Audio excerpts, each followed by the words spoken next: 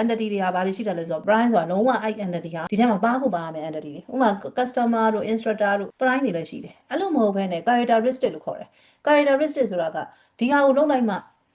ထွက်လာမှာနော်ဒါမှမဟုတ်ရင်ထွက်เสียအကြောင်းမရှိဘူးအဲ့လိုမျိုးပုံစံ another prime entity ကြောင့်မလို့ဖြစ်နေတာ hotel ရယ် room ရယ်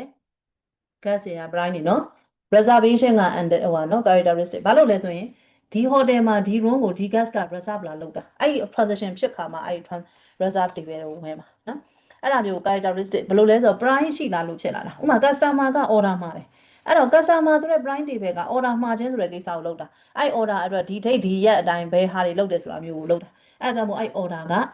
တို့တွေက characteristic ဖြစ်သွားတာ customer ကြောင့်မို့ဖြစ်တဲ့ဟာနော်တကယ်လို့ဒီဘက်က class offering ကြတော့ instructor ကဲ instructor ခုနက prime entity ဆိုရင် class ကဒီ instructor ကဒီ class ကိုသင်တာဒီ instructor မရှိရင် class အဲ့ class ဆိုတာလည်းသင်နေဆိုတဲ့ကိစ္စလည်းရှိမှာမဟုတ်ဘူးเนาะအဲ့တော့ characteristic ဆိုတာကじゃ prime ကဖြစ်လာမှဒီဘက်က characteristic ဖြစ်တာ intersection ဆိုတာကြတော့ဂျားထဲကနေချိတ်ပေးနေတာ entity တွေအများကြီးချိတ်ဆက်ပြီးတော့ထားကျင်တာမို့လို့အဲ့ဒါကို intersection entity လို့ခေါ်တာအဲ့တော့မင်းတို့ကဒီ business scenario တစ်ခုကိုစဉ်းစားတဲ့အခါမှာ database တွေပဲဘာတွေရှိမလဲလို့စဉ်းစားရတဲ့အခါမှာဒီအချက်တွေကိုဥတည်ပြီးစဉ်းစားရမှာเนาะဘယ်ဟာတွေဟာ prime ဖြစ်မလဲမူလတော့ prime ကိုအရင်စဉ်းစားရမှာเนาะဘယ်ဟာတွေက prime ဖြစ်မလဲ okay အဲ့ prime တွေထဲမှာမှ